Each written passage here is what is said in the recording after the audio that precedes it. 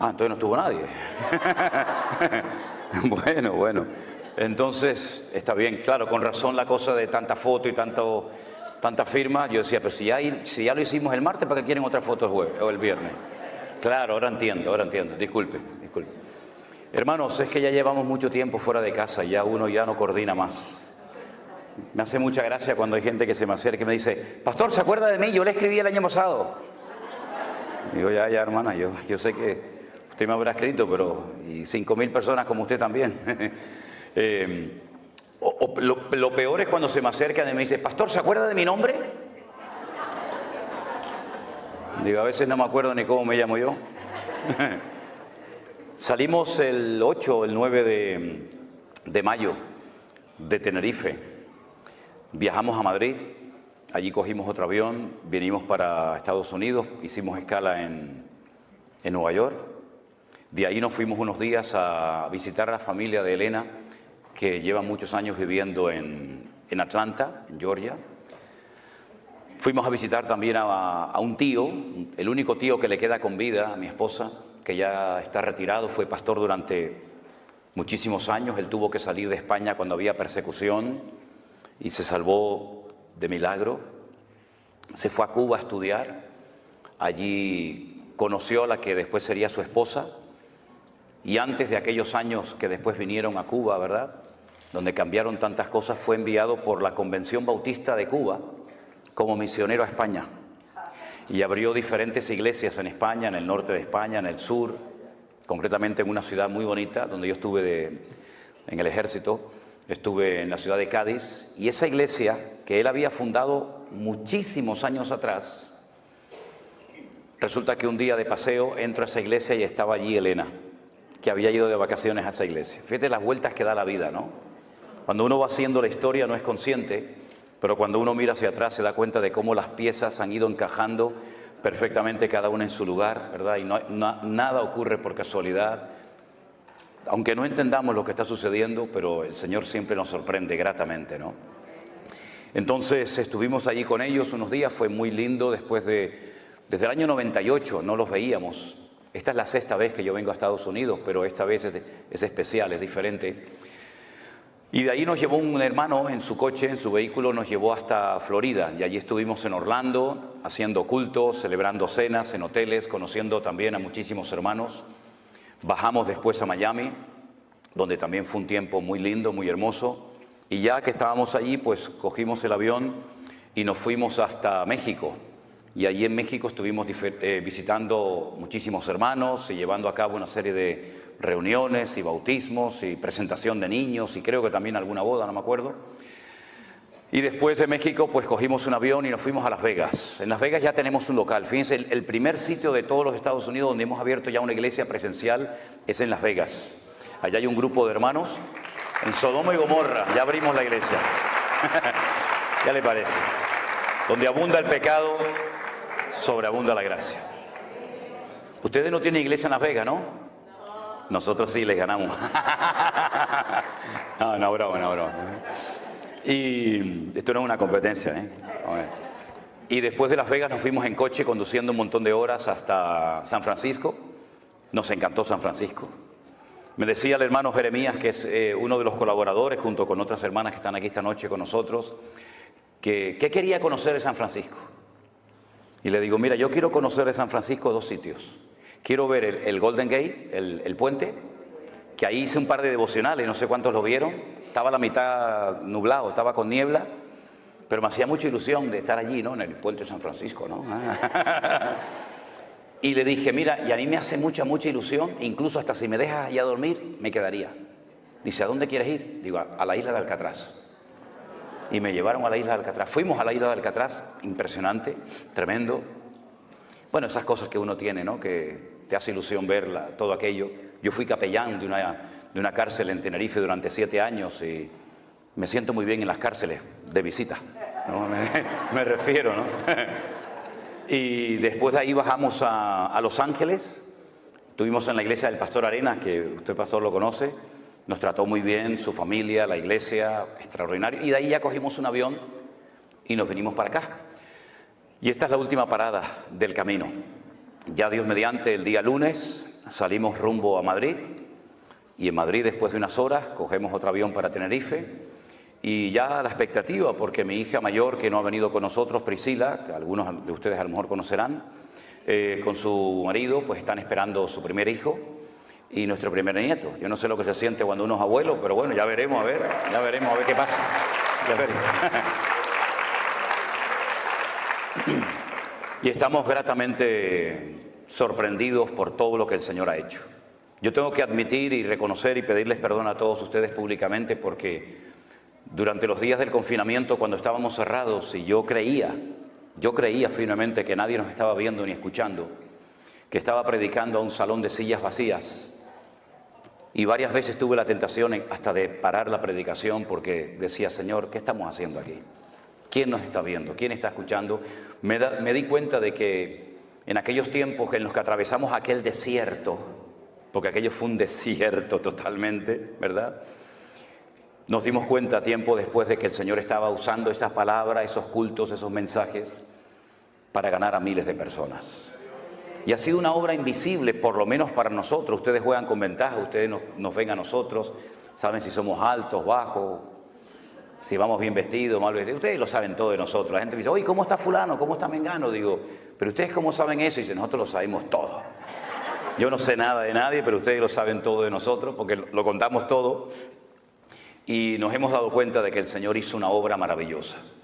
Para muchos el concepto en sí mismo de la iglesia virtual ya les choca, les sorprende, porque yo sé que no estamos habituados a hablar en esos términos, ni a ver el poder y el mover de Dios a través de las redes sociales como lo hemos visto y lo seguimos viendo cada día, pero realmente el Señor es increíble. Hemos cantado esta noche varias veces, cuán grande eres tú, cuán grande es el Señor.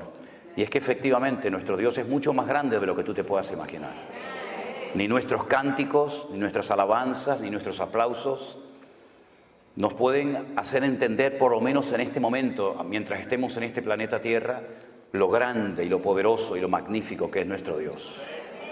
Pero a la misma vez, ese Dios tan inmenso, tan indescriptible para el lenguaje humano, se ha reducido, por decirlo de alguna manera, se ha acercado a nosotros en forma de hombre, con carne y hueso, y habitó entre nosotros, y pudimos ver su gloria.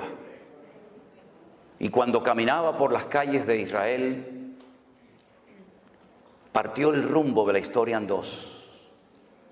Mira que hubo grandes profetas en la antigüedad, ¿verdad? Podríamos hablar de Jeremías, de Isaías, de Daniel, pero ninguno de ellos se pudo comparar jamás a la personalidad, a la figura de nuestro amado y querido Salvador, el Señor Jesús. Porque Él, mis queridos hermanos, dejando toda la gloria, dice que se despojó y se anonadó. Esa es lo que dice la versión 1909, la nuestra Reina Valera del 60, en ese sentido no tradujo bien el término. Dijo que se despojó, pero yo me puedo despojar de la chaqueta, pero seguir vestido. Pero Él se anonadó, lo cual significa que se hizo nada, ¿verdad? Y tomando forma de siervo, podía haber tomado forma de rey, de conde, de duque, de marqués. Tomó forma de siervo. Y estando en la condición de siervo, de hombre, se humilló a sí misma hasta lo máximo. Ya no podía bajar más. Y dice que estando en la condición de hombre se hizo obediente, porque tú te puedes hacer hombre, pero ser un desobediente, un rebelde. Pero él optó a hacerse hombre obediente hasta la muerte, eligiendo la peor muerte de todas las que se han inventado por la raza humana, que es la muerte de cruz. ¿Qué les parece? Un descenso de la gloria al sepulcro. Pero a continuación dice el apóstol Pablo en la carta de los Filipenses, por lo cual, viendo este descenso, por lo cual Dios le exaltó hasta lo sumo y le dio un nombre que es sobre todo nombre, para que en ese nombre se doble toda rodilla de los que están en el cielo, en la tierra y aún debajo de la tierra, y toda lengua confiese que Jesucristo es el Señor. Den un fuerte aplauso a Él, aleluya. Ese es nuestro Dios, a Él la gloria en esta noche, aleluya. Pero aunque no voy a hablar de este tema, pero sí quiero, como me dijo el pastor Norris hace un rato, dice, puedes alargarte esta noche un poco más porque mañana es sábado y la gente no trabaja. Entonces dije, esta es la mía. Esta es la mía, amigo. Se hizo siervo, pero es que no todos los siervos en la Biblia eran iguales. Hay diferentes tipos de siervos en la Biblia. Estaba el que se llama el ecónomo. Un ejemplo de un siervo ecónomo, que la Biblia en el Nuevo Testamento lo llama el ayo, el maestro, fue José. José era un ecónomo, un hombre que adquirió toda la responsabilidad de la casa de su amo Potifar. Era un siervo, era un esclavo, pero con privilegios. Sabía leer, sabía escribir y tenía responsabilidades por encima de otros siervos. Qué curioso, para sus hermanos José era una amenaza y para José era una bendición. ¿Cómo es posible que a veces tú para algunos hermanos seas un peligro y para los inconversos seas un instrumento tremendo en las manos del Señor, verdad? Unos lo venden y otros lo compran. Y él fue un ecónomo, un hombre que marcó una diferencia en Egipto, y toda la administración económica de todo el imperio cayó sobre sus manos, porque era un siervo, pero un siervo ecónomo. Pero cuando Moisés escribe la ley, habla de un tipo de siervos que se llaman los doulos, que son los esclavos de amor. En la ley de Moisés había una ley que decía que cada cierto tiempo, cuando llegaba el año de jubileo, todos los esclavos tenían que ser puestos en libertad y las deudas se perdonaban. Usted me debe dinero a mí, llegaba el año de jubileo, ya no me debes nada. ¿Se imaginan si el Fondo Monetario Internacional cada 70 años le perdonara a todas las naciones de la tierra, a toda Latinoamérica, a toda África, las deudas que tienen? El mundo sería una maravilla, habría igualdad. Los ricos no serían cada vez más ricos, ni los pobres serían cada vez más pobres, ¿verdad? Habría una justicia distributiva y todos podríamos vivir en paz y sin la presión de no poder pagar ni siquiera los intereses de una deuda que jamás de los jamases se va a poder pagar. En Israel había una ley que era justa. Todas las deudas tenían que perdonarse cada 70 años. Y Jesús la mencionó en el Padre Nuestro. Perdónanos nuestras deudas como nosotros también perdonamos a nuestros deudores. Viene del año de jubileo. Y se le daba la posibilidad a los esclavos de irse, de empezar una vida nueva como ciudadanos libres. Pero corría la posibilidad, y de hecho ocurrió en varias ocasiones, esclavos que renunciaban voluntariamente a su libertad. Y para que sus amos no fueran acusados de explotadores, lo que hacían cuando un esclavo quería permanecer por el resto de su vida como esclavo, por amor y no por presión, su amo lo llevaba a la puerta de la ciudad donde se celebraban los juicios y las reuniones importantes y se tomaban los acuerdos, incluso hasta por escrito. Y delante de la presencia de 2 o 3 testigos de los ancianos de la ciudad, se le horadaba la oreja y se le ponía un zarcillo, se le ponía un pendiente. Y cuando tú veías a un hombre por la calle, hoy en día no, porque hay hombres que se ponen zarcillo y no saben ni lo que hacen más bien el ridículo, ¿no? Pero en aquellos días, cuando a un hombre se le ponía un pendiente, la gente decía, mira, este hombre pudo haber sido libre y rechazó a su libertad por amor a su amo. El tercer tipo de esclavo que había era el upereta, que es el que se menciona en el texto de Filipenses que les acabo de mencionar, tomando forma de upereta, tomando forma de siervo. Era el siervo de siervos, el que estaba en el escalafón, en el nivel más bajo, para limpiarle los pies a la gente que venía a la casa de sus amos. Eran los que los romanos ponían abajo en galeras, en aquellos barcos de remo que cruzaban el Mediterráneo, y allí bajabas pero no subías. Allí te encadenaban y morías reventado. Allí no había vacaciones, no había misericordia, no había descanso. Allí el que bajaba no subía. Por eso Pablo dice, Cristo bajó, pero Él subió hasta lo más sumo, porque el Padre lo elevó, ¿verdad? Después estaba el ayo. El ayo es el que menciona Pablo. Dice que la ley La Torá de Moisés fue nuestro ayo, es decir, fue como un instrumento que nos llevó para conocer a Cristo. Y una vez que conocimos a Cristo, la ley ya dejó de cumplir su función, ¿verdad?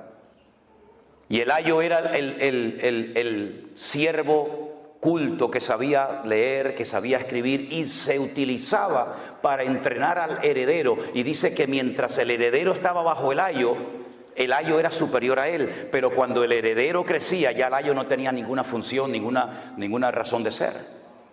Entonces vemos cómo en la Biblia hay distintos niveles, pero no solamente de servicio, sino también hay niveles de fe. Había personas a las cuales el Señor le decía, grande es tu fe. En todo Israel no he encontrado a nadie que tenga tanta fe como tú, pero sin embargo a otro de sus discípulos le dijo, hombre de poca fe, ¿por qué dudaste? Y dice que cada uno tiene que moverse según la medida de fe que ha recibido. Y hay diferentes operaciones, y hay diferentes ministerios, y hay diferentes manifestaciones del fruto del Espíritu Santo que mora en nosotros, y hay diferentes dones. Primera de Corintios 12, Romanos capítulo 12, nos hablan de los únicos dones que hay. A mí me llama la atención que a veces la gente dice, yo tengo el don de no sé qué. Yo digo, ¿y eso dónde está? Yo tengo el don. Digo, eso no es un don, señora o hermana. Eso es una habilidad que usted aprendió. No es un don tocar la guitarra. Para aprender a tocar la guitarra usted tiene que estar años y sacar callos en sus manos. Eso no es un don, eso es un talento, es una habilidad. Un don es algo que usted tiene de la noche a la mañana sin aprenderlo, sin adquirirlo. Pero un talento es algo que usted puede ir cultivando y desarrollando con el paso del tiempo. No, yo tengo el ministerio de limpiar la iglesia. Eso no es un ministerio.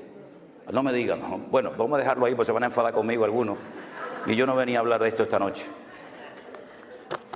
Cierre sus ojos un momentito, vamos a orar, porque yo creo que el tema que tengo esta noche para compartir con ustedes, que es un estudio predicado, creo que nos puede hacer mucho bien y espero que la palabra del Señor nos hable y nos ministre en esta noche. Yo voy a pedirle al hermano Luis, si es tan amable, hermano, venga un segundo. Haga una oración para que la palabra que el Señor hoy puso en mi corazón, que compartiera con todos ustedes, sea de bendición para la iglesia y para todos los que posteriormente la van a escuchar. Oramos, hermanos. Padre Dios, venimos delante de tu presencia, reconociendo, Señor, tu poder. Gracias. Gracias, Dios mío. Todo lo que tenemos y todo Gracias, Señor. por tus méritos, Señor. Aleluya. Te damos las gracias, Señor, porque enviaste al Espíritu Santo. Amén. No solamente a traernos las escrituras. Oh, sí, Señor, Shaddai, ayúdame en el nombre de Jesús. Así es. A darnos iluminación. Oh, gloria, barabacosha, ayúdame, Señor, en el nombre de Jesús. Sí, así es. Te damos las gracias. Gracias, Dios mío. Señor, en este día. Oh, gloria. Santo, que tú derrames conocimiento, que tú derrames entendimiento, Señor. Que puedan, Señor, recibir, Señor. Sí, Padre lo que Santo. vas a exponer, Señor. Prepara los corazones. Amén. Dios. En el nombre de Jesucristo te damos las gracias. Amén, amén. Gracias, hermano. Fuerte ese aplauso a nuestro Dios. Aleluya. Gloria a Dios. Antes que se me olvide, yo dije que en marzo del 2020 estuvimos pasando un desierto. Todos estuvimos en cierto sentido, unos más, otros menos, pasando un desierto, ¿verdad? Veíamos las iglesias vacías, por lo menos yo, las sillas vacías, pero cuando un día descubrí el significado de la palabra desierto en hebreo, uy, ese día me empecé a gozar de una forma tremenda. ¿Quieren que se lo comparta un momentito? Sí, ok. Si no quieren me lo dicen, ¿eh? Yo tengo otras cosas que decirles, pero los libros de la Biblia, en nuestra Biblia, lamentablemente, digo lamentablemente con todo respeto, no recibieron el nombre que el Señor les puso. Por eso nos perdemos mucha bendición simplemente por leer el título del libro que no se llama así en hebreo. Tenemos un libro que se llama el libro de Números. Y uno dice, bueno, números, sí, porque hubo un censo. No, pero espere. El libro de Números en la Biblia se llama el libro de Bamidbar. Diga conmigo, Bamidbar. Significa literalmente en el desierto. El libro de Números en hebreo se llama en el desierto. Bamidbar. Y usted dice, bueno, ¿y? Pero escuche, hay 3 letras dentro del concepto, dentro del término Bamidbar o desierto, que significa hablar. Dabar, la palabra dabar, el verbo dabar es hablar. Anile daber, atale daber, dabar es hablar. Y la palabra hablar está en el desierto, lo cual quiere decir que el sitio donde más habló el Señor fue en el desierto. Así que cuando esté atravesando un desierto, dele gloria a Dios, porque es el lugar donde más habló el Señor. Más que en Canaán, habló en el desierto. Gloria a Dios. Bueno, ahora nos vamos al libro de Bereshit, que es el libro del Génesis. Bereshit tiene 6 letras y son la unión del verbo bara, shit. Bara es el verbo crear, no hacer, crear. Shit es el número 6 en hebreo. Creó 6. Y en el libro de Bereshit, o en el libro de Génesis, en el capítulo 9, se relata una historia muy interesante. Mientras buscan el texto, permítame decirles que si uno quiere analizar y estudiar uno por uno los 613 mandamientos que aparecen en lo que llamamos nosotros el Pentateuco o el Humash en hebreo, que viene del número Hamesh de 5, la ley de Moisés, uno va a encontrar que hay exactamente 613 mandamientos. ¿Cuántos hay? Y todos los días, observando, conociendo la cultura de Israel, tú ves el 613 por todos lados. Por todos lados. Miren, cuando yo voy a Israel, y espero que algunos de ustedes, ya algunos me han dicho que van a ir conmigo este año, cuando ustedes llegan allí se van a dar cuenta que yo tomo mucho un zumo, un jugo, que es de limón, ¿cómo se llama?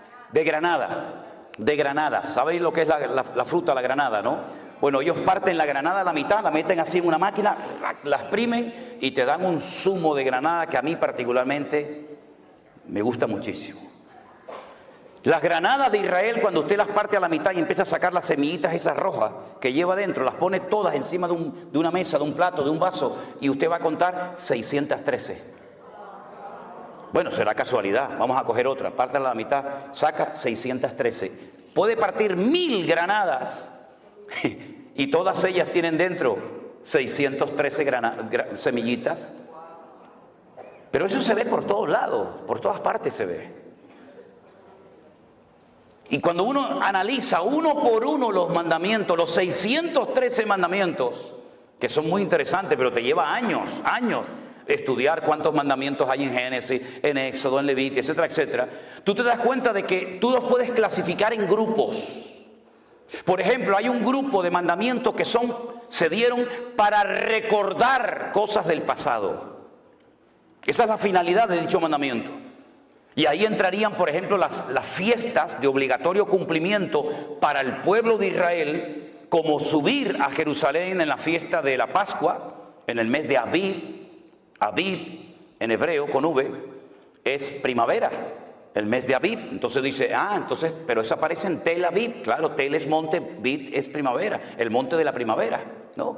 Entonces, en el mes de Aviv, entre marzo, abril generalmente, tienen que subir a Jerusalén a celebrar la fiesta de la Pascua. Y 50 días después, la fiesta de Shavuot o Pentecostés, y finalmente la fiesta de los tabernáculos. Y había un mandamiento que era para recordar cosas, el Shabbat.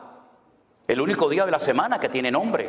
En hebreo no hay lunes, martes, miércoles, no. En hebreo es día primero, día segundo, día tercero, día cuarto, día quinto, día sexto y Shabbat.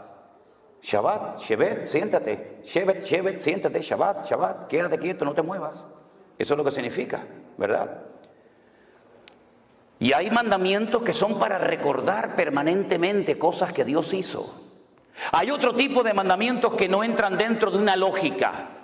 Uno dice, bueno, ¿y esto por qué lo mandó Dios?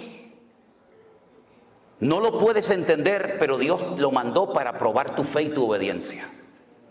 Y ahí, por ejemplo, entra lo que se llama la paradumá, que es la vaca roja, la finalidad de la vaca roja, de la cual habla la Biblia en Hebreos y en Números. Ahí entra el no mezclar ciertos alimentos lácteos con cárnicos.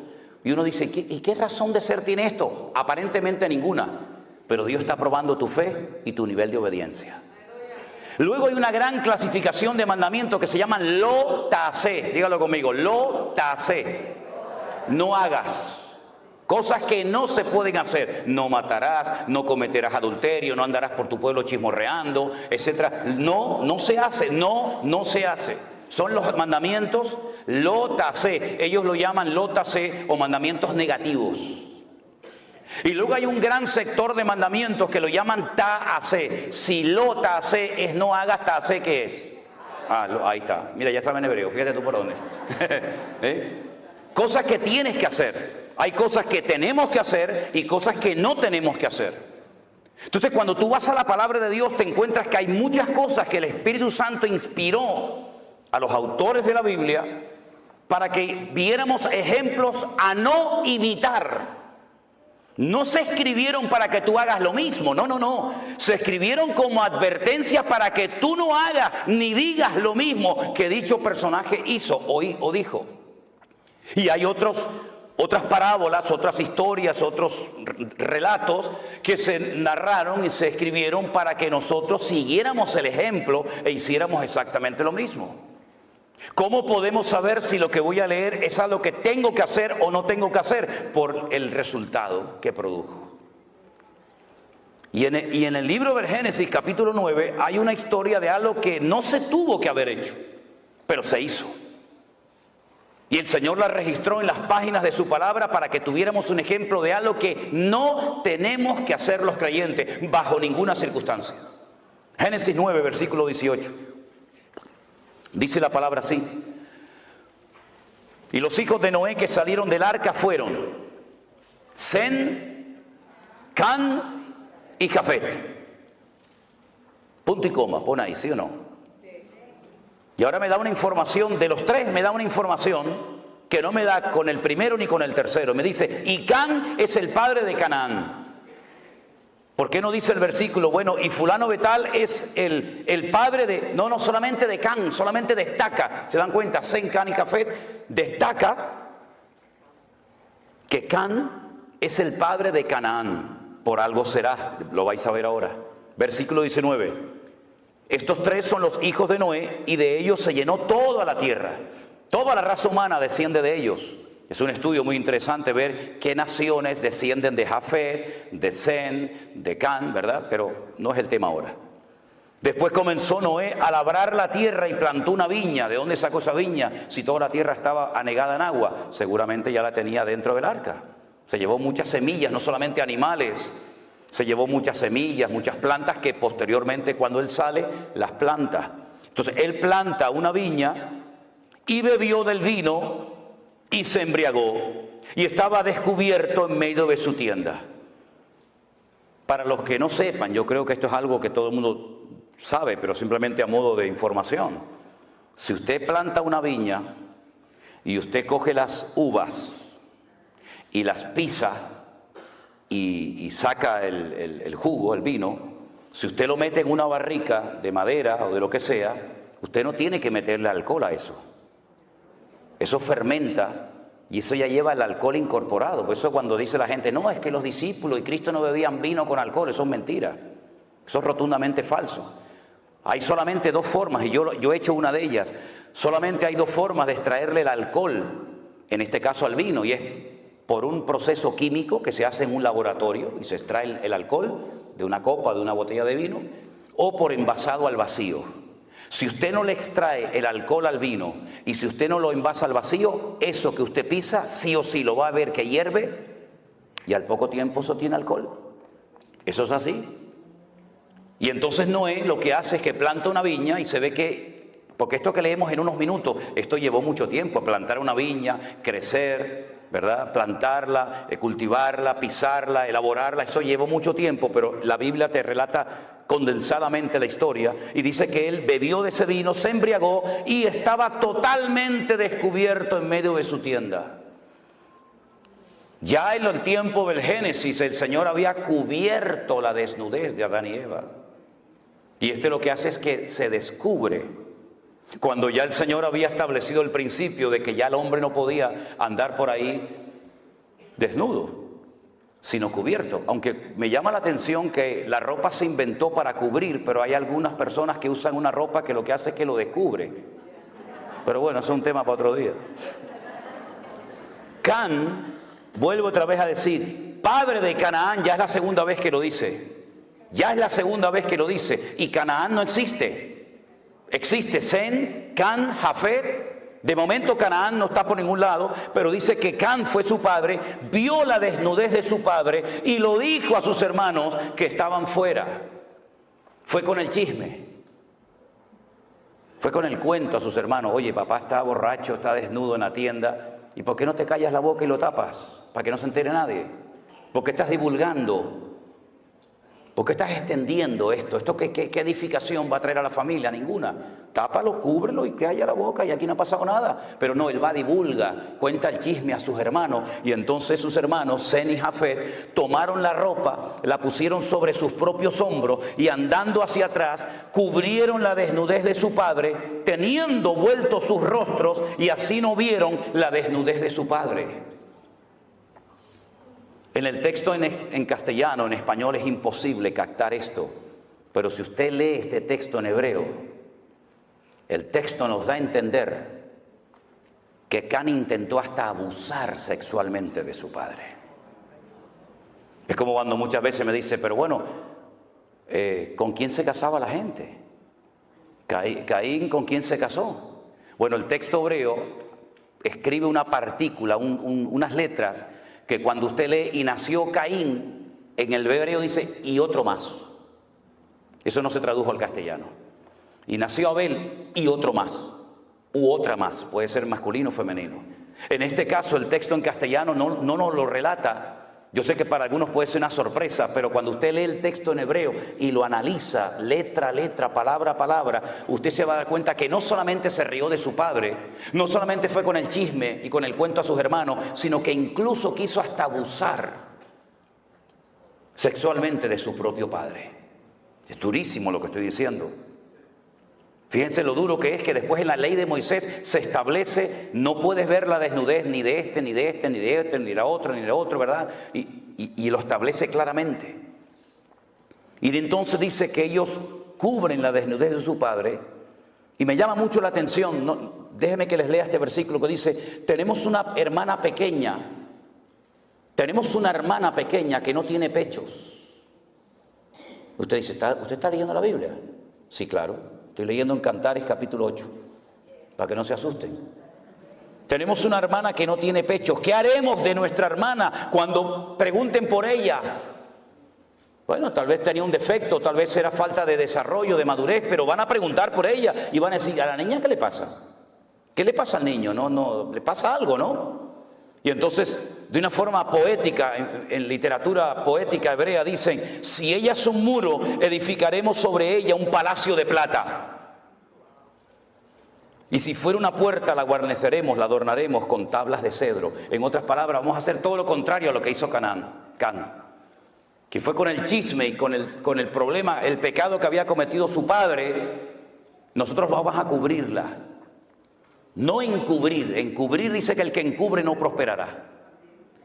Pero el amor cubrirá multitud de pecados. Parece lo mismo, encubrir a cubrir. No es lo mismo. El que encubre no prospera, dice la Biblia. Pero el amor nos permite cubrir la falta del hermano, que no se entere nadie. Oye, déjalo, no pasa nada. ¿Estás arrepentido? Busca al Señor. Sí, amén, ya está. Queda entre tú y yo, ya está. Usted sabe que la mejor manera de divulgar una noticia es contársela a un cristiano evangélico.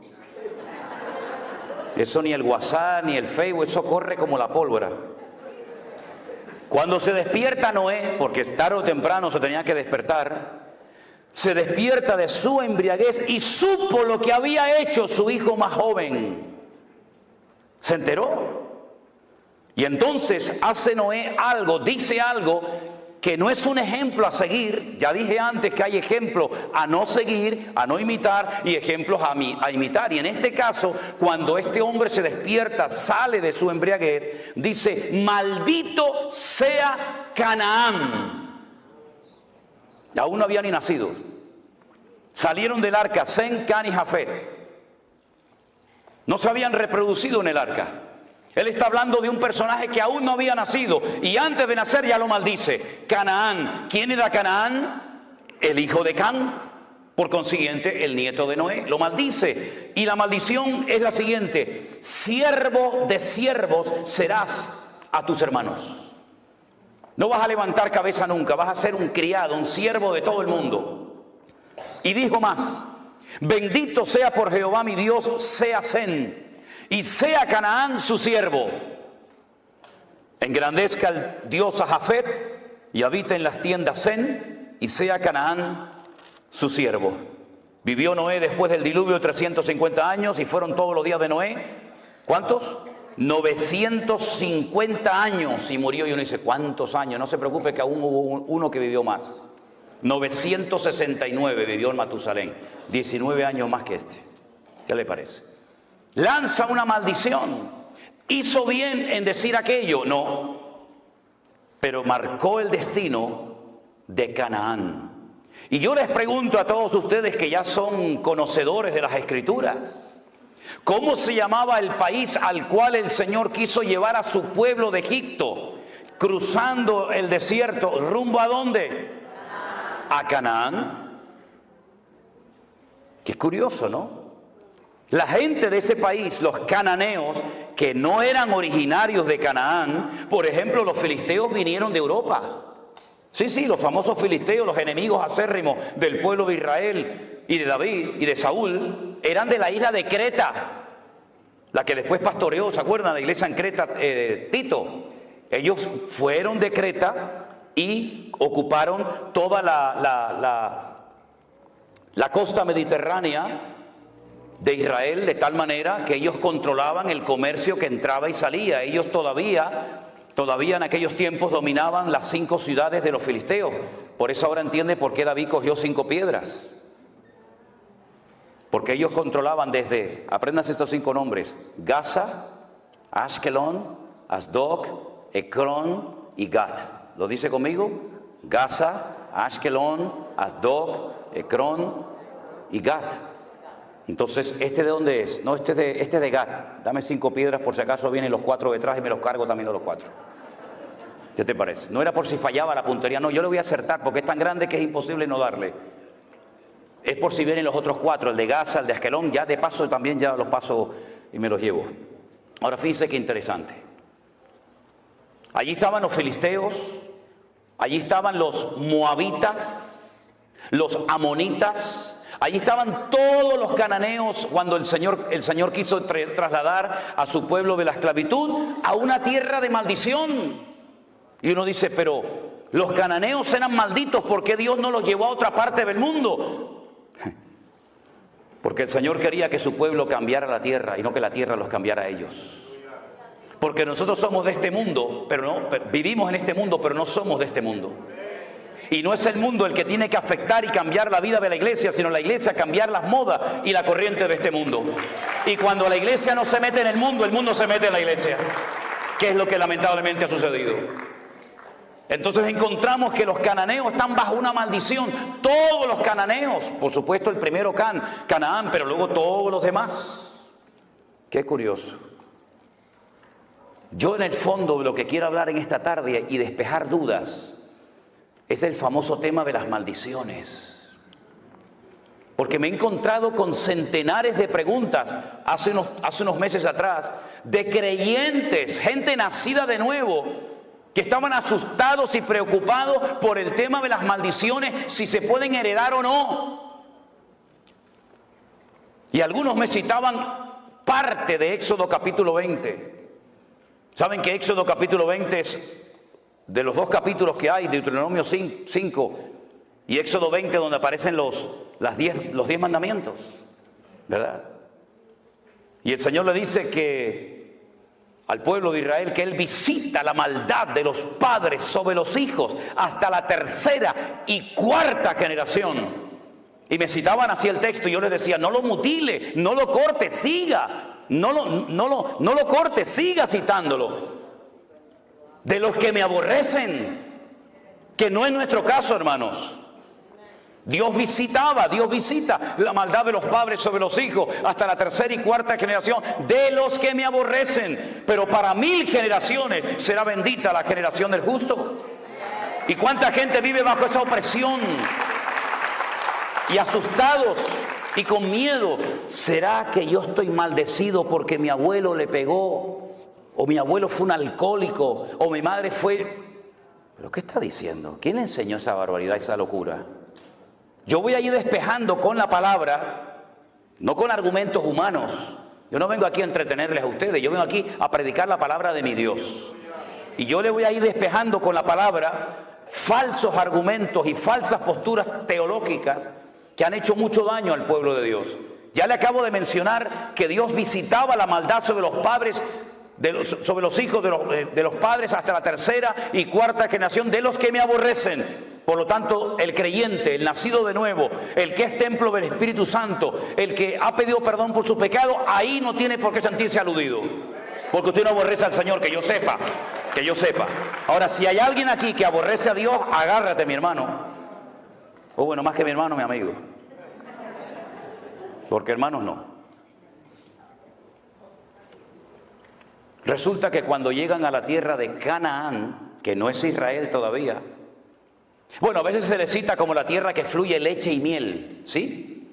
Para no mencionar lo de Canaán, Israel todavía no se llamaba la tierra que fluye leche y miel. Y entonces la gente dice, oye, pues si fluye leche y miel, allí tiene que haber vacas por todos lados. Si, para que corra la leche, tiene que haber millones de vacas. No. Mira, te lo voy a decir de otra manera para que lo entiendas mejor. Es tierra de palmeras y de dátiles.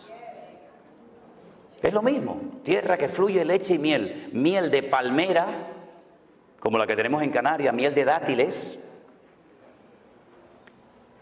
Y el higo ese que tiene púas, lo aplastas y sale una leche.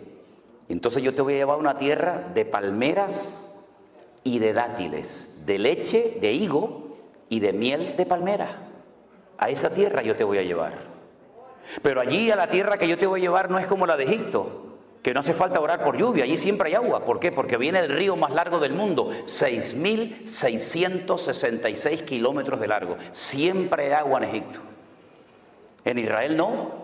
En Israel vas a tener que comportarte bien para que yo mande la lluvia temprana y la lluvia tardía. Y depende de tu conducta en la tierra, actuará el cielo. De ahí viene lo de atar y desatar, permitir o no es permitir, ¿verdad?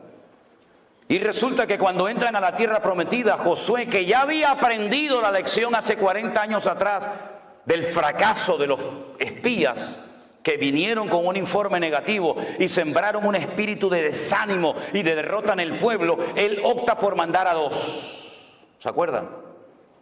Y les dice, entren en Jericó y que nadie se entere que ustedes están ahí. Ustedes son espías, los otros eran exploradores. Son 2 palabras en hebreo diferentes, no tiene que ver una cosa con otra, aunque se traduce igual en la Reina Valera. Entren a Jericó, ¿y dónde pueden entrar sin levantar sospecha 2 extranjeros? A un burdel, a una casa de prostitución donde entran y salen hombres y no van a levantar sospecha como si entraran a cualquier otro lugar. Entonces, entren y averigüen cómo está la situación de adentro hacia afuera. Y cuando llegan a la casa de Rahab, la ramera, la dueña del prostíbulo, Rahab le dice, escuchen, hemos oído lo que Jehová vuestro Dios hizo por vosotros cuando os sacó de Egipto. Es como si te saca alguien el periódico de hace 40 años de esta ciudad y te lee la noticia de hace 40 años, como si fueran actuales. Eso es lo que Rahab está haciendo. Hemos oído lo que el Señor vuestro Dios hizo cuando os abrió el mar rojo, cuando derrotasteis a Faraón y a los egipcios, y cómo habéis ido venciendo a todos los reyes por el camino. Y sabemos que el Señor vuestro Dios entregará esta tierra en vuestras manos. Tenían más fe los inconversos en el Dios de Israel que Israel en el Dios de ellos. Y entonces ella pide clemencia, pide misericordia. Por favor, no me matéis, porque esta ciudad yo sé que va a ser entregada en vuestras manos. Ahora, hay un dato curioso en el libro de Josué que dice que Rahab vivía entre muro y muro. Eran 2 muros alrededor de las casas, eran 2 círculos concéntricos, uno más grande que el otro, ¿verdad? Eran como 2 grandes circunferencias. Y ella vivía entre muro y muro. Quédense con ese dato. Ellos le dicen, si tú no le cuentas al rey de Jericó, que hemos estado aquí y que nuestros soldados están al otro lado del Jordán, y cuando vayan a Israel conmigo van a ver Jericó, Jericó todavía existe, la ciudad de las palmeras, y van a ver allí el río Jordán, y enfrente van a ver otro país que hoy en día se llama Jordania. Eso es un país inventado, eso no existía, eso en la Biblia es Moab. Pero los ingleses, para que no les atacaran y no les robaran las posesiones, dijeron a los hashemitas, que eran los peores del desierto: mira, vamos a hacer una cosa, para que no nos ataquen más y nos dejen en paz, les regalamos un país entero y te nombro rey. Y entonces dijeron: ¿cómo lo llamamos? Pues si está el Jordán, Jordania, venga, para ustedes. Y así se lo inventaron. Entonces las tribus estaban al otro lado. Y estos, cuando le dicen a Rahab antes de irse: amarra este cordón rojo en la ventana de tu casa para que cuando entremos y caigan las murallas y tomemos posesión de la tierra, sepamos dónde tú vives para que no te matemos. Pero una cosa, tienes que estar dentro de la casa, tú y toda tu familia. ¿Lo entendiste? Sí, ok, chao. Se fueron. Viene la destrucción de Jericó, todos conocemos la estrategia. Allí no se lanzó ni una piedra, ni una lanza, ni una jabalina, ni una flecha, nada, porque no iban a caer por el poder del hombre, iban a caer por la estrategia divina. Los muros cayeron de arriba abajo, se desmoronaron, no cayeron. Cuando los arqueólogos fueron en los años 50 a estudiar las antiguas murallas de Jericó, que aún están allí, la antigua Jericó, se dieron cuenta de algo muy curioso: que los muros no habían caído de afuera hacia adentro, tampoco lógicamente de afuera hacia adentro, sino, ¿se acuerdan la imagen aquella que vimos aquí cerca cuando aquellas dos torres gigantescas, cómo cayeron? Se desmoronaron sobre sí mismas, así, de arriba abajo. Así cayeron los muros de Jericó, porque fue una intervención divina del cielo a la tierra. Cuando ellos entran a la ciudad de Jericó, todas las murallas caen, el círculo de afuera y el círculo de adentro, pero la casa de Rahab permaneció. Porque caerán a tu lado 1000 y 10.000 a tu diestra, mas a ti no llegará, por cuanto has puesto tu confianza en Jehová tu Dios. Fuerte ese aplauso a él. Dios la cuidó, aleluya, porque Dios cuida de la vida de su pueblo. Bendito sea Dios. Recuerden, ella es descendiente de Canaán, y Canaán, que estaba bajo la maldición de Noé. Maldito sea Canaán. ¿Cómo eran los cananeos? No tengo tiempo de explicar todo, pero fundamentalmente tremendamente idólatras, salvajes, sin misericordia, sin piedad ninguna, y una promiscuidad sexual sin precedentes, terribles. Todo valía, sin especificar detalles, todo valía en la cultura, en la idiosincrasia, en la mentalidad cananea. El sexo era lo más importante en la vida de esa gente, y lo mezclaban con la idolatría, y tenían a Baal Peor y tantos dioses que, bueno, que si yo les digo cómo los adoraban, nos terminaríamos todos escandalizando en esta noche. Esta mujer se convirtió, diríamos en un término cristiano para que nos entendamos, y ella dice en la Biblia que se casó con uno de los espías, que se llamaba Salmón. No que se casó con un pescado, ¿sí me entiende? Cuidado. Se llamaba Salmón. Y se convirtió y formó parte del pueblo de Israel. Y al poco tiempo queda embarazada. Y tiene un hijo que se llamó Obed. Y Obed crece y tiene un hijo que se llamó Booz. Y Booz se casó con Ruth, y tuvo un hijo que se llamó Obed, Isaí, David, Judá y todas las tribus de Israel. Y uno ve que aquella maldición que venía desde los tiempos del diluvio se cortó definitivamente, hasta el punto que en la genealogía de Mateo capítulo 1 aparece Rahab como antepasada del rey David y como uno de los antepasados del Señor Jesucristo. ¿Por qué? Porque Él rompe toda maldición y ahora nos lleva de gloria en gloria, de victoria en victoria y de triunfo en triunfo en el nombre del Señor. Él cortó la maldición de Noé. Lo único que lo puede cortar es una genuina y auténtica conversión a Cristo. De modo que si alguno está en Cristo, nueva criatura es. Las cosas viejas pasaron, he aquí todo es hecho nuevo. Y dice Ezequiel capítulo 18, verso 19, venga conmigo, ¿tiene su Biblia a mano? Ezequiel capítulo 18, verso 19.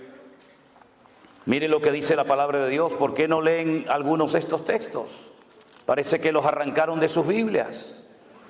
Si dijereis, ¿por qué el hijo no llevará el pecado de su padre? A ver, que me lo expliquen, ¿por qué? Porque el hijo hizo según el derecho y la justicia. Guardó todos mis estatutos y los cumplió. De cierto vivirá, que fue lo que hizo Rahab. Era una mujer bajo la maldición de Noé, estaba maldita. Pero ahora ella se ha convertido, guarda los estatutos del Señor, cumple la palabra y dice, y de cierto vivirá. El alma que pecare, esa es la que morirá. El hijo no llevará el pecado del padre, ni el padre llevará el pecado del hijo. La justicia del justo será sobre él y la impiedad del impío será sobre él. ¿Cuántos dicen amén? En otras palabras, ahora entienden la absurda pregunta que los discípulos en Juan capítulo 9 le hacen al Señor cuando ven a un ciego de nacimiento y le dicen al maestro: Señor, explícanos esto, para que este muchacho naciera así, en esta condición que nunca ha visto, porque hubo gente que vio y perdió la vista y la recuperó. Pero hubo personas como este de Juan capítulo 9 que nunca había visto. Entonces explícanos, Señor, ¿quién pecó, este o su padre, para que este haya nacido ciego? Siempre especulando, siempre tratando de buscarle las cuatro patas al gato, ¿verdad? Siempre tratando de buscarlo, ¿verdad? De complicarnos la vida. Y el Señor le dice: no, no es así. No es que pecó ni este, ni su padre, sino que este nació ciego para que la gloria del Señor hoy se manifieste en él. Y veáis que hay poder en el nombre del Señor para cambiar vidas y desgracias. Y cuando Juan, que estaba allí, oye esta explicación, y el Señor le pone en su corazón escribir un evangelio, lo hace de una forma extraordinaria, magistral. Él dice que, lo dice incluso en el evangelio que escribió, que muchas cosas hizo el Señor y muchas cosas dijo el Maestro que no todas se escribieron. Él dice, dando su opinión personal: pienso que si se hubieran escrito todas las cosas que dijo e hizo el Señor, no cabrían los libros en el mundo. Pero estas se han escrito para que creyendo en Él tengáis vida eterna. Y entonces lo que hace es que analiza y ve todo el ministerio de Jesús. El hombre más cerca del corazón de Dios en el Antiguo fue David. Y el hombre más cerca del corazón de Cristo en el Nuevo fue Juan. El único que le dijo: ¿quién es, Señor? Yo no te voy a entregar. Todos dijeron: ¿quién? ¿Seré yo? ¿Seré yo? ¿Seré yo? Yo no sé que yo sé que no soy. ¿Quién es, Señor? El único que se recostó sobre Cristo y oyó el latido del corazón del Maestro. Él vio todos los milagros del Señor Jesús, todos. Incluso se llevó a María, su madre, como encargo en la cruz, ¿se acuerdan? Las conversaciones que habrá tenido con ella. Pero entonces él dice: de todo lo que el Señor hizo, yo voy a escoger 7 solamente. Y no lo llamó milagros, lo llamó señales, marcas en el mundo espiritual. Y entonces en el capítulo 2, 4, 5, 6, 6, 9, 11... Él es como si tuviéramos 7 cámaras de filmación, 7 cámaras de vídeo grabando en esta noche aquí, y después juntáramos todo el material de las 7 cámaras, la que está allá arriba, la que está por los costados, la que está enfrente, juntáramos todo el material y lo pudiéramos ver. La pregunta es: ¿cuál de las 7 proyectó la verdad? ¿Aquella? ¿La de la izquierda? ¿La de la derecha? ¿Cuál de las 7 cámaras grabó la verdad? Todas, desde diferentes puntos de vista. Unos de atrás para adelante, unos de adelante para atrás, unos de arriba abajo. 7 visiones diferentes de la misma escena, del mismo culto. Eso es lo que hace Juan. En el capítulo 2 dice: yo estuve allí cuando le dieron agua y él la convirtió en buen vino. En un vino excelente que dejó al catador, al maestresala, con la boca abierta diciendo: pero ¿qué has hecho? Has guardado el mejor vino para el final, cuando el bueno se pone al principio y después ya cuando están ya que no disciernen de derecha a izquierda, le pones el malo. Pero tú lo has hecho al revés. Es que lo mejor está por venir, mi hermano. Y entonces muestra el Señor de la calidad. Pero en el capítulo 4 viene un hombre y dice, tengo un siervo que está enfermo, pero Señor, no hace falta que venga, di la palabra y mi criado sanará. Y entonces cuenta el milagro enseñando que el Señor es el Señor del espacio, no lo limita al espacio. Ay, amigo, pero en el capítulo 5 va al estanque de Betesda y le dice a un hombre, ¿quiere ser sanado? Y le dice, es que no tengo a nadie que me meta. ¿Quieres ser sanado, sí o no? ¿Cuánto tiempo llevas ahí? 38 años, levántate, toma tu lecho y anda. Y es el Señor del tiempo. No lo limita el tiempo ni el espacio. Y en el capítulo 6 camina por encima de las aguas. Él domina la creación y no la creación lo domina a Él. Pero también en el capítulo 6 multiplica los panes y los peces. Porque es el Señor del tiempo, del espacio, de la calidad. Y es el Señor también de la cantidad. Con lo poco, con su bendición alcanza y sobra. En el capítulo, espera. En el capítulo 9 le dicen, ¿quién pecó este o sus padres? Y él dice, ni él ni su padre. En otras palabras, yo voy a romper hoy una regla que para ustedes ha sido una atadura durante años. Es creer en la mala suerte, creer en las maldiciones hereditarias. No, es que tiene que nacer gente enferma para que yo me glorifique en ello. Y finalmente, esperen. En el capítulo 11... la prueba final. Si hubieras estado aquí, mi hermano no habría muerto. ¿Qué le está diciendo Marta y María? Por culpa tuya mi hermano está muerto ahora, ¿sabes? Yo te llamé, tú nos enseñaste, clama a mí y yo te responderé. Y yo clamé. ¿Y por qué no viniste? Pedid y se os dará. Yo pedí y no recibí nada. Yo llamé y no se me abrió la puerta. Yo busqué y no te encontré. Y ahora vienes y mi hermano ya hiede porque hace 4 días que está muerto. Si hubieras estado aquí, mi hermano no habría muerto. Ahora, ¿para qué vienes? Ya es demasiado tarde. Los judíos creían y creen que a las 72 horas, a los 3 días, el alma se va del cuerpo y nunca regresa. Por eso cuando vas a Jerusalén, al Valle de los Huesos Secos, al cementerio más antiguo del mundo, te encuentras en las tumbas una ventana para que salga el alma y no regresa hasta el día postrero, en la resurrección. Y Jesús le dijo, pero María, por favor, Marta, yo soy la resurrección y la vida. ¿Qué estás diciendo? El que cree en mí, aunque esté muerto, vivirá. Y le dice Marta y María, yo sé que mi hermano resucitará, pero no ahora, en el día postrero.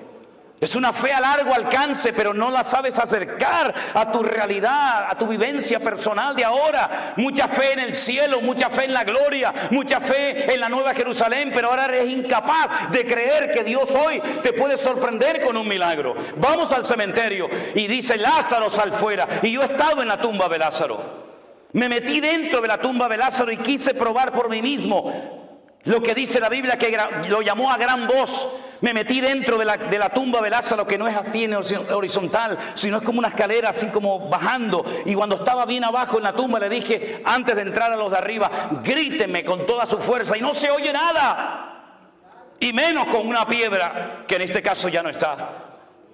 Pero el Señor lo llamó y Lázaro salió fuera. Entonces en esos capítulos 2, 4, 5, 6, 6, 9, 11 usted puede ver que no hay nada ni nadie que detenga al Señor. ¿Por qué? Porque Él es el Rey de Reyes y Señor de los Señores. Apláudele ahora si quiere a Él.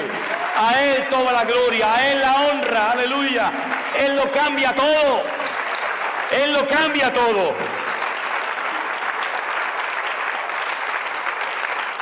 Rahab llegó a ser antepasada del mismísimo rey David. Dejó la prostitución, dejó la mala vida. Llegó a ser antepasada del Señor Jesucristo.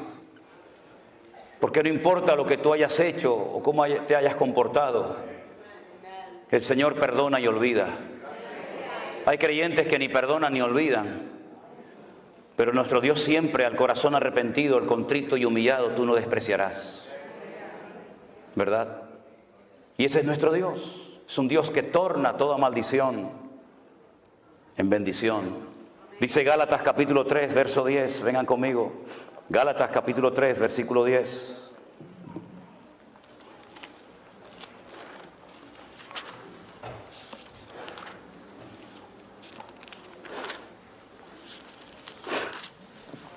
Porque todos los que dependen de las obras de la ley están bajo maldición. No es nuestro caso, ¿verdad, hermanos? Los que dependen de las obras de la ley están bajo maldición. ¿Por qué? Porque la ley dice, maldito todo aquel que no permaneciera en todas las cosas escritas en el libro de la ley para hacerlas. ¿Usted quiere vivir según la ley? Inténtelo, vaya, ya empiece. Si usted es capaz de cumplir una ley perfecta de 613 mandamientos, siendo un ser humano imperfecto, finito y limitado, inténtelo. Pero le digo de antemano que no lo va a poder conseguir nunca. Nunca lo va a poder cumplir, porque si quisiera incluso hoy en día decir, yo prefiero vivir según la ley y no según el cristianismo, según el evangelio, hay más de 430 mandamientos que no va a poder cumplirlos porque no hay templo en Jerusalén, y todos ellos dependen de que hay templo en Jerusalén. Pero si quiere intentarlo, allá usted. De nada le sirve poner las 2 velitas encendidas el Shabbat, de nada le sirve ponerse un kipá en la cabeza. Yo siempre le digo a los hombres, ¿usted quiere vivir según la ley? Sí, hermano. Ok, ¿ya se circuncidó? Ay, no, hermano, eso no me lo diga. Digo, entonces usted, esto no vale. Por las obras de la ley ninguno se justificará delante de Dios, dice la Biblia. Es evidente, porque el justo por la fe vivirá. Sadik emunató yihyeh, dice el texto hebreo. Sadik, el justo, emunató, por su fe, yihyeh, existirá. Una cosa es vivir y otra cosa es que tu propia existencia dependa de tu fe. Es mucho más profundo. La ley no es de fe, sino que dice, el que hiciere estas cosas vivirá por ellas. Pero Cristo nos redimió de la maldición de la ley, hecho por nosotros maldición, porque escrito está, maldito todo aquel que es colgado de un madero. Para que en Cristo Jesús la bendición de Abraham alcanzase a los gentiles, a fin de que por la fe recibiésemos las promesas del Espíritu. En otras palabras, todas las maldiciones del Antiguo Testamento, que son muchísimas, el Padre se las cargó a nuestro Señor Jesucristo en la cruz. Las quebró todas y cada una de ellas. Y la última palabra, las últimas palabras de Cristo en el madero, en la cruz, fueron: consumado es. Tetelestai. Consumado, pagada está la deuda. Tal vez no entendemos lo que quiso decir en profundidad el maestro en aquel momento, pero el Señor Jesucristo dio una palabra, expresó con 2 palabras lo que hacían los romanos cuando una persona en su imperio cumplía la condena. Le daban un papel que se llamaba el certificado de deuda. Usted le debe al Imperio Romano 30 años de cárcel, trabajos forzados, en galeras, donde sea. Cuando usted cumplía la condena, ponían su nombre, su apellido, su condena, el día que entró, el día que salió, y abajo ponían el sello del Imperio Romano y ponía la misma expresión, la misma palabra que el Señor Jesucristo, minutos antes de morir, la pronunció en la cruz del Calvario. Pagada está la deuda. No es que la salvación sea gratis, la salvación no es gratis. Lo que pasa es que Él pagó el precio. Y para usted es gratis, pero el precio era la vida, el precio era la sangre. Y es gratis para mí, pero no fue gratis para Él.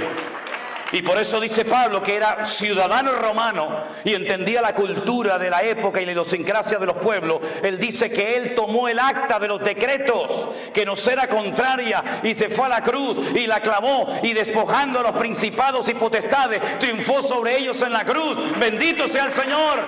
No le debemos nada. La deuda está pagada. No hay maldición, no hay nada que a usted lo separe del Señor. Un versículo más. Primera de Pedro capítulo 3, verso 9. Primera de Pedro capítulo 3, versículo 9. Un texto también muy interesante a tener en cuenta. Dice así la palabra del Señor. Bueno, vamos a leer del 8. Finalmente, sed todo de un mismo sentir, compasivos, amando fraternalmente, misericordiosos, amigables. Verso 9. No devolviendo mal por mal, ni maldición por maldición, sino por el contrario, bendiciendo, sabiendo que fuisteis llamados, ¿para qué? Para que heredaseis bendición. ¿Para qué hemos sido llamados nosotros? Para heredar bendición. Si mis antepasados fueron terribles, yo no tengo culpa de ello.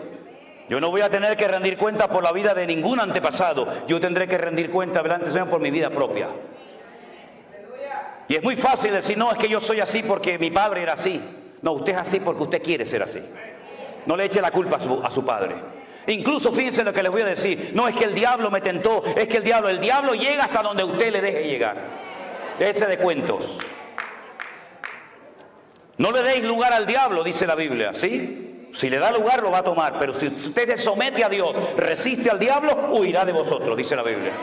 Así que no le eche la culpa al diablo de que anoche se emborrachó. Usted se emborrachó porque se quería emborrachar. Déjese de cuento. Engaña a otro si quiere, a mí no. No, es que se me presentó la tentación y el diablo me tentó y me fui con otra. No, tú te fuiste con otra porque te querías en el fondo ir con otra. Porque el diablo te tienta porque conoce las debilidades de tu corazón. Porque hay gente que no es tentada nunca por la droga, porque nunca anduvieron en ese camino. Y porque hay gente que son tentadas en ciertas cosas, porque son las rendijas que le tienes abierto al enemigo, que él las conoce perfectamente. Y cuando estás rodeado de luz, cuando estás en medio del campamento de los santos, cuando estás entre los hermanos, el enemigo ni se te ocurre acercarte, pero en el momento en el que bajas la guardia y en el momento en que nadie te observa, si tu corazón no es limpio, no verás a Dios, porque dice la Biblia que solamente los limpios de corazón verán a Dios. Pero no quiero terminar este estudio, este mensaje, sin citar el famoso versículo de, pero hermano, y si no damos el diezmo, no estamos en maldición. Sí, ya sé que es de Malaquías, ¿eh? Gracias por recordármelo, ¿eh? Dicho sea de paso, el último libro de nuestra Biblia es el libro del Antiguo Testamento. ¿Cuál es? Malaquías. En hebreo no. En hebreo son los mismos libros que los nuestros, pero el orden es diferente. ¿Y por qué los judíos quitaron a Malaquías del último libro del Antiguo Testamento, de la Tanaj, como lo llaman ellos? Y pusieron Segunda de Crónicas. Porque cuando usted termina de leer el Antiguo Testamento, dice la palabra maldición. Y para no terminar de leer la Biblia, el Antiguo Testamento, mencionando la última palabra maldición, lo ponen en otro sitio para no terminar con la palabra maldición, sino con el nombre Israel. Porque la palabra Israel es muy interesante porque termina con una letra que se llama la letra Lamed, que es la equivalente a la L nuestra. Y cuando usted empieza a leer la Biblia desde el principio, la primera letra que se encuentra es una letra que se llama la letra Bet, que significa casa, y son 4 preposiciones, pero bueno, es la letra Bet. Entonces yo empiezo leyendo la Biblia con la letra Bet y termino el Antiguo Testamento con la letra Lamed y la junto las dos y dice Lev, corazón. Cuando termino de leer la Biblia he conocido y he penetrado en el corazón de mi Dios.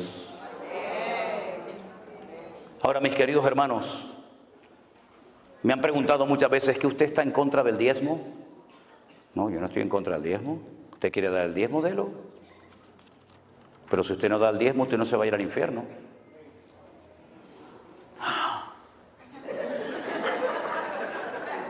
Pastor, arréglalo después usted lo que estoy rompiendo. Yo no estoy de acuerdo, me dicen algunos, porque el diezmo del Antiguo Testamento. Le digo, no pasa nada, hermano. A partir de ahora del 20, porque el diezmo era lo mínimo. ¿Usted no está de acuerdo? Tiene que dar el 20, menos no puede dar porque está fuera de orden, ¿verdad? Pero mire, hermano, yo le voy a decir una cosa. Cuando el pueblo de Israel entró en la tierra prometida con Josué, el Señor le dijo a Josué, hay que repartir la tierra a esta gente. Toma medidas de la tierra, a cordel, toma medidas, ¿verdad? Y echen suertes. Era el sistema en la época. Echen suertes y a ver, ¿a dónde le toca a Simeón? Al norte, venga, vete para el norte. Desde aquí hasta aquí, desde aquella montaña hasta esta piedra, esto es tuyo, ahí te queda.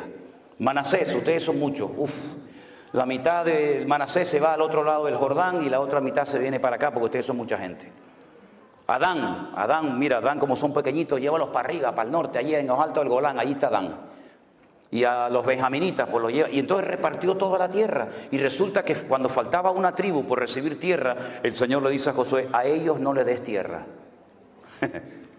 Los levitas, y dijeron, no, yo soy vuestra tierra, dice el Señor.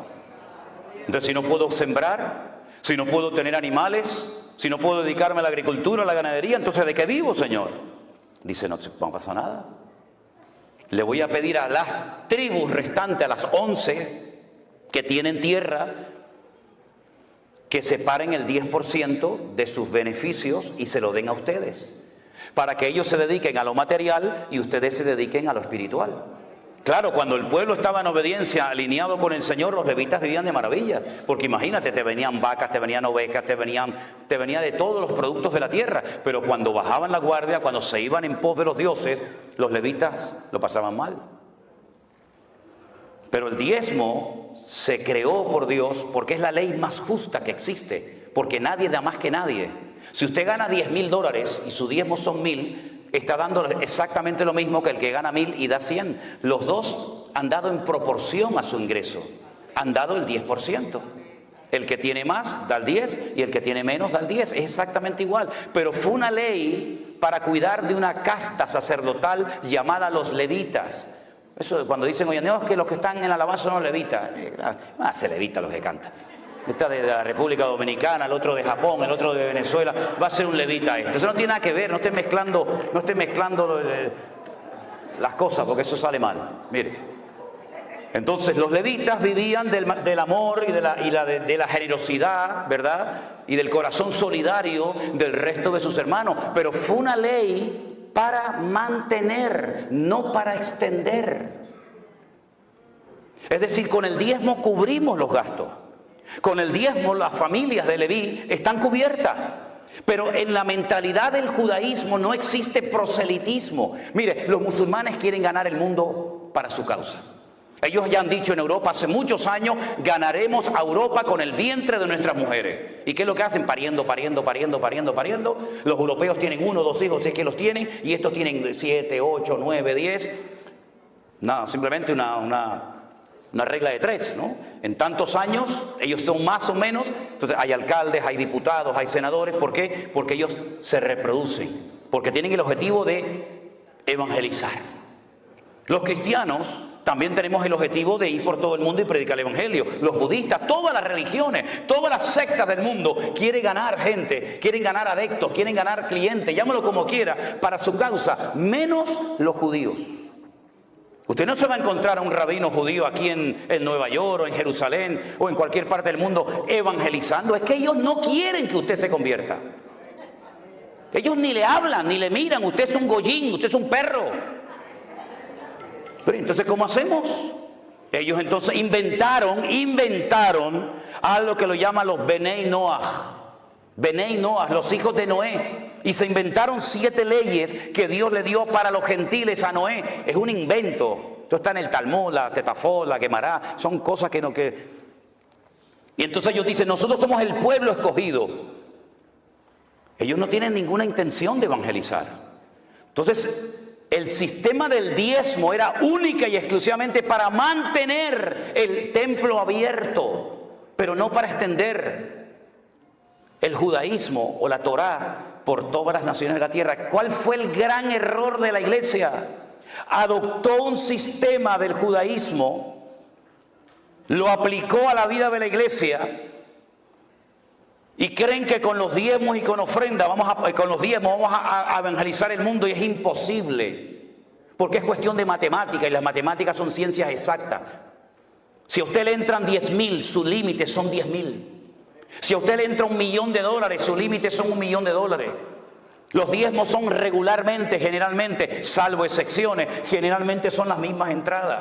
Si usted basa su ministerio, si usted basa la economía de su ministerio, de su iglesia, de su denominación, única y exclusivamente en diezmos, usted está autolimitándose sin querer, porque la gente ganará siempre más o menos lo mismo.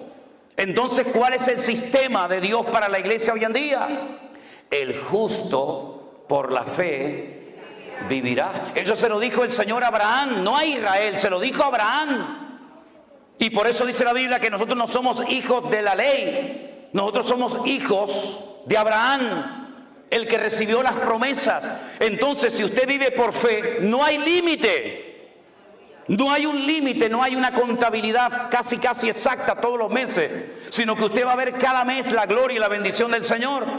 Y entonces cuando usted tiene que hacer algo, usted no tiene que sacar la calculadora. Usted lo que tiene que ponerse de rodillas y poner su fe encima de la mesa. Porque si usted saca la calculadora, dice, no podemos, hermanos, no podemos. Ha entrado este mes 10.000. Y ustedes me están diciendo que nos metamos en un proyecto de 50 millones. Y ustedes me están diciendo que compremos un avión. Y que ustedes me están diciendo, entonces no cuadran los números. Y una cosa es fe y otra cosa es locura y ambición. Una cosa es la fe y otra cosa es decir, no, el Señor nos va a respaldar. ¿Qué te va a respaldar si no te respaldan a ti? Pero si yo digo, hermanos, no nos dan las cuentas, pero no se preocupen, vamos a orar y el Señor nos va a sorprender. Y entonces el Señor comienza a sorprenderte como lo hizo con nosotros, que sin diezmos y sin ofrendas recibimos en los 2 meses de confinamiento ofrendas generosas de todo el mundo, que jamás en nuestra vida nos podíamos imaginar cómo el Señor usando a gente que no conocíamos. El Señor tocaba corazones de gente en Australia, en Alemania, en Afganistán, en Japón, en montones de lugares, sorprendiéndonos, porque el que sustenta y cuida a la iglesia no son los diezmos suyos ni los míos, sino es el Señor que cuida y bendice a la iglesia. Es una forma diferente, revolucionaria, ya lo sé. Pero algunos dicen, bueno, está muy bien su explicación, está muy bien, como me dijo a mí un pastor, yo te entiendo, Manolo, lo que quieres decir, pero yo no tengo esa fe. Y le dije, pues tienes un grave problema, querido. Porque yo tengo la obligación como pastor de despertar, de desafiar a mi pueblo. Y la Biblia me dice a mí como pastor, ese versículo no es para ti si eres oveja. Ese versículo es para mí como pastor. Y para los pastores que estamos aquí presentes.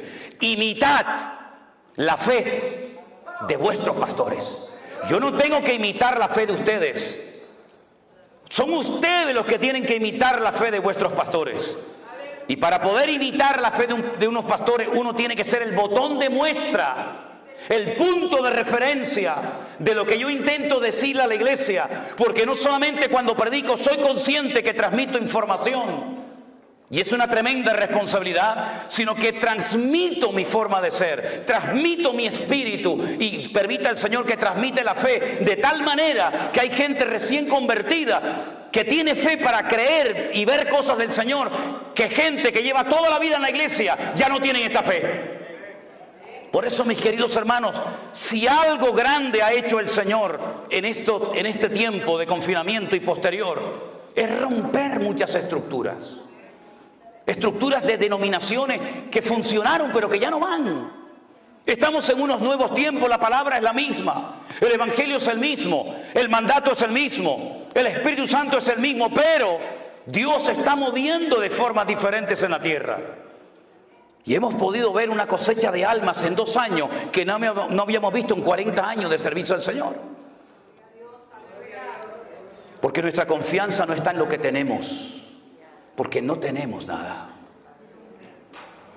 Algunos dirán, bueno, ahora que les está entrando tanto dinero a ustedes con ofrendas y con Facebook y con YouTube, este hombre será un millonario. Ahí está el tesorero de la iglesia, ahí está Armando. Pregúntenle a él cómo vive Manolo y Elena y sus hijas. Nosotros no tenemos propiedades, ninguna. Yo llevo ganando el mismo sueldo que me paga la iglesia hace 22 años. No vivo como un millonario. Miren mi ropa, miren mi casa, miren cómo vivimos. Yo no tengo anillo, yo no tengo cadena, yo no tengo nada. Este reloj me lo regaló una hermana en Israel cuando estuve. No estoy en contra de nada de eso. Pero yo sé que a mí me miran con lupas miles de personas. Y yo en lo que pueda evitar, intentaré evitar excesos, abusos y estupideces que no sirven para nada, sino para dar un mal ejemplo a las congregaciones. No se fije en el predicador cuando predica, fíjese en el predicador cuando se baja del púlpito. Y sobre todo mire a la familia del que predica. Porque de nada sirve que uno aquí arriba te aplaudan y te quieran y todo eso, si luego tu vida es un desastre a nivel personal y familiar. Hermanos queridos, vivamos en la libertad gloriosa de los hijos de Dios. Ninguna condenación hay para los que están en Cristo Jesús, los que no andan conforme a la carne, sino conforme al Espíritu. Cierra tus ojos en esta noche, mi querido hermano. Podríamos hablar mucho más de muchas cosas, pero como dice el refrán, Al buen entendedor, con pocas palabras le basta.